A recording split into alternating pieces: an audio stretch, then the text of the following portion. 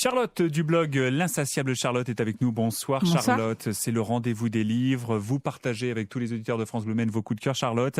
Alors, un récit entre vos mains ce soir, signé Géraldine Barbe, Changer de vie, histoire de renaissance. Tout un programme. Oui.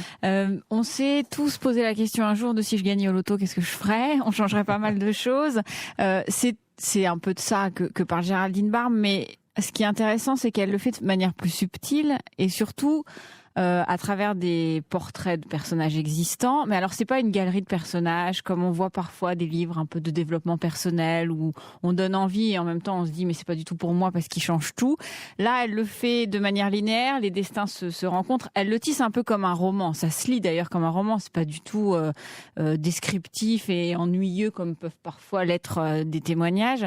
Et donc là, ce qu'elle fait, c'est alors, il y a des parcours incroyables. Il y a un homme qui se transforme en femme. Donc, effectivement, le mot changement de vie, là, est radical.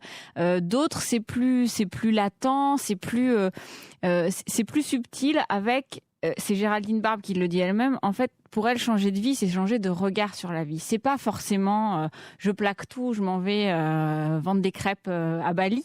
C'est plus voilà, changer les certitudes, changer les idées qu'on a, les idées reçues, et se mettre en adéquation avec soi-même. Et donc, avec ce livre-là, elle le fait de manière assez douce, en nous prenant à témoin. C'est-à-dire que quand on lit, on se dit finalement, faudrait peut-être que je le fasse. C'est pas du tout voilà une démonstration. C'est vraiment, ça vient titiller intérieurement. Ça nous bouscule un petit peu, peut-être. Oui, ça bouscule part. Et puis ça enlève ces idées. Je le voyais encore dans un magazine hier. Changer de vie, c'est un peu souvent lié à la notion d'argent, des cadres qui deviennent artisans. Mon Dieu, c'est fantastique. Ils perdent 3 fois leur salaire, mais c'est fantastique. C'est un peu facile comme discours.